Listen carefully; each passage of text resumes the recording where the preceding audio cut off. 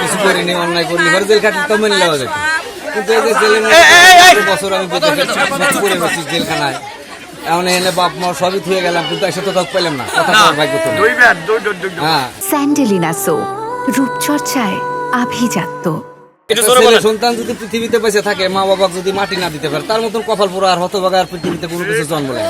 কিন্তু আমি তো তাও পারছি, কথা কয়ে ফেললাম না।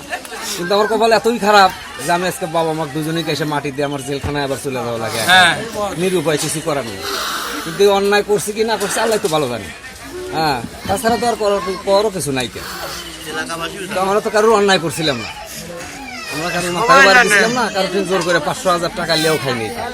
আমরা 3 কামাই করছি, 3 খাসি, এটাই মানুষের কাছে আমার আরো অন্যায়, বড় অন্যায় দাঁড়ায় গেছে। আলতাফ হোসেন উনি জেল হাজতে ছিলেন, মা মারা যাওয়ার পরে ভাতিজা আর কি নাকি প্যারোল মুক্তির আর কি আবেদন করেন জেলা ম্যাজিস্ট্রেট বরাবর।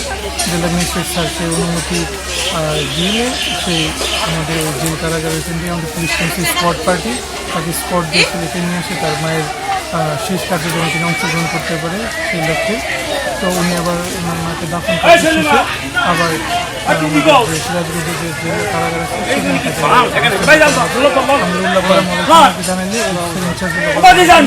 আমাকে এখানে দ্বিতীয়ত অবস্থা পাঠালে স্পট দেওয়ার জন্য এবং যারা পুলিশ টাইম পার্টি আসছে তাদেরকে সহযোগিতা করার জন্য।